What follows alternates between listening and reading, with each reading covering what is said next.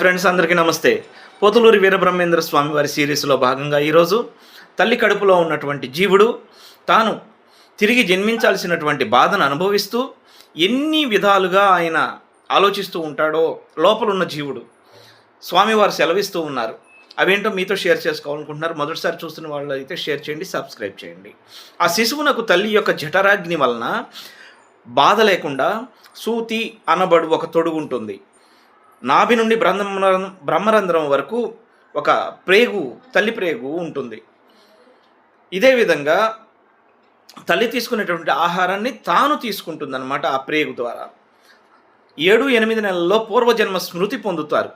ఆ జీవుడు తల్లి కడుపులో ఉండగా 7-8 నెలల్లో పూర్వజన్మ స్మృతి పొంది గత జన్మలయందు తాను చేసినటువంటి పాపకర్మలకు పుణ్యకర్మలకు మరలా జన్మ తీసుకోవాల్సి వస్తుంది.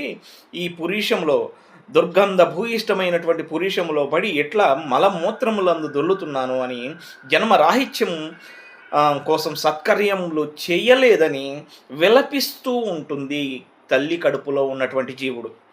పక్షులను వధించినందుకు నాకు ఈ శిక్ష, కోట సాక్ష్యములు అబద్ధాలు చెప్పినందుకు నాకు ఈ శిక్ష, నిష్కామ క్రియలను తిరస్కరించినందుకు నాకు ఈ శిక్ష, పరనిందలకు ఫలము, అదేవిధంగా తల్లిదండ్రులను ధిక్కరించినందుకు, అదేవిధంగా ఒక్కనాడైన దైవాన్ని తలవనందుకు, ఇట్లా తను చేసినటువంటి కొన్ని చెడు కర్మలను ఆలోచించుకుంటూ లోపల లోపల లోపల వేదన పడుతూ, అయ్యా ఈసారైనా సరే మంచి కర్మలు మంచి క్రియలు చేస్తూ తర్వాత జన్మరాహిత్యం కోసం నేను ఈ జన్మలోనైనా ప్రయత్నించాలి అని అనుకుంటూ తల్లి కడుపులో ఎంతో విలపిస్తూ వేదన పడుతూ ఉంటుంది. మరి అక్కడ నుంచి బిడ్డ ప్రసవించిన తర్వాత అది ఏ విధంగా అనేది చెప్తున్నాడు స్వామివారు. తల్లి యొక్క అపాన వాయువు కిందకి తోస్తుంది. ఈ బిడ్డలో ఉన్నటువంటి ప్రాణశక్తి ఈ రెండు కలిపి బిడ్డ బయటకు రావడానికి ఉపయోగపడుతుంది అన్నమాట.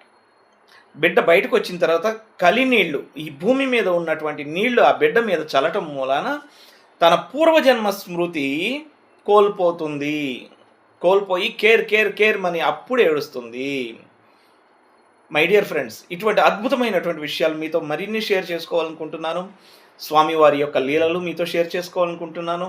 షేర్ చేయండి, సబ్స్క్రైబ్ చేయండి, ప్రోత్సహించండి. Thank you.